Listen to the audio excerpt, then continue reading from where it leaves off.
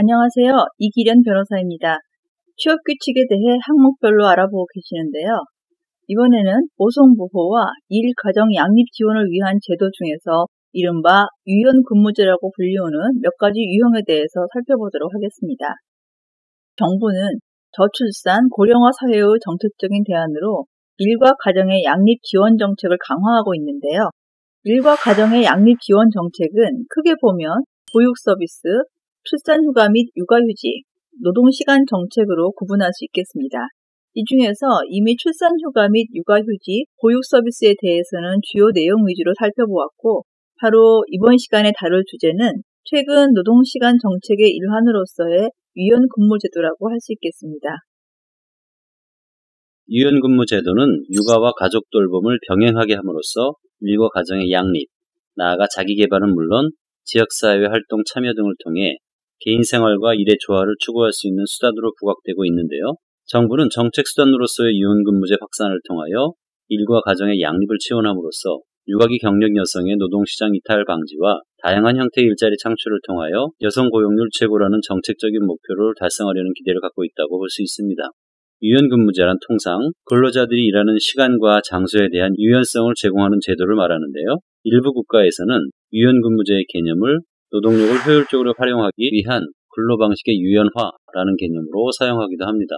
취업규칙 과정을 처음부터 학습하신 분들께서는 이미 시간제, 시차 출퇴근제도, 탄력적 근로시간제도, 재량근로시간제도, 보상휴가제도, 원격근무, 재택근무 등에 대해서 살펴본 기억이 나실 텐데요.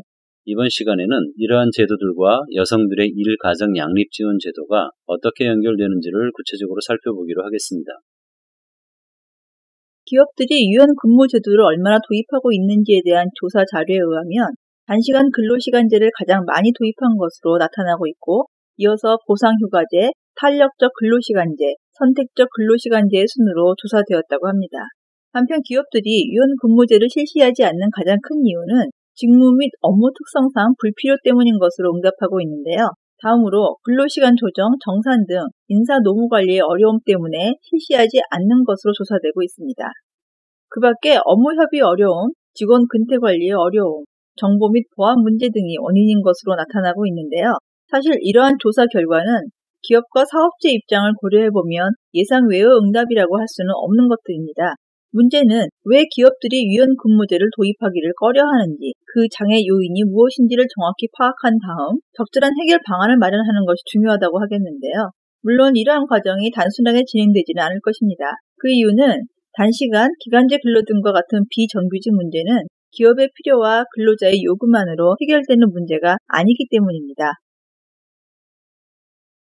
최근 여성들의 경제활동 참가율을 높이고 업무 숙련도가 높은 여성들의 활용 방안을 모색하면서 등장한 것이 바로 경력 단절 여성의 사회복귀라는 주제입니다. 경력 단절 여성은 가족 구성원의 돌봄 등을 이유로 경제활동을 중단하였거나 경제활동을 한 적이 없는 여성 중에서 취업을 희망하는 여성으로 정의되고 있는데요. 여성들의 일자리 창출과 일가정 양립이라는 정책 목표를 달성하기 위해서는 이러한 경력 단절 여성의 문제도 간과할 수 없다고 하겠습니다. 현재 취업 중인 여성에 대해서 각종의 유연근무제 등 일가정 양립 지원책을 통해 고용시장으로부터의 이탈을 막는 것은 물론 이른바 경력 단절 여성들이 취업을 원할 경우 그들이 차별을 받지 않고 일할 수 있는 여건을 조성해주는 것도 매우 중요한 과제가 될 것입니다.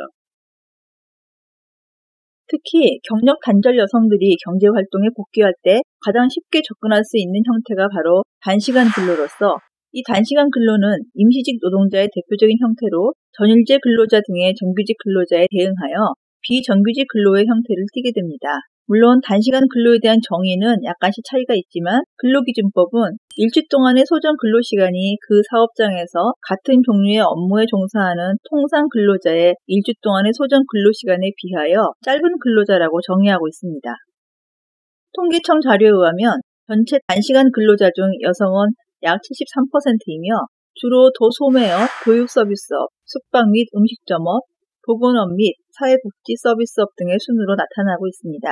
특히 여성 취업자의 약 57%가 40대 이상으로 제조업, 도소매업, 음식 숙박업, 부동산 등에 종사하는 것으로 나타나고 있는데, 결국 이들 분야가 40대 여성이 단시간 근로 형태로 노동시장에 재진입하기 가장 용이한 분야인 것으로 추측되고 있습니다.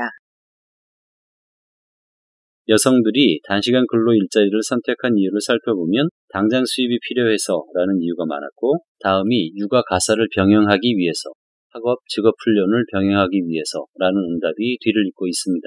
그러나 이러한 결과는 유연근무제의 하나로서의 단시간 근로의 취지와는 다른 것으로서 근로시간 조절 등을 자발적으로 선택한다는 기본적인 개념과는 차이가 남을 알 수 있습니다.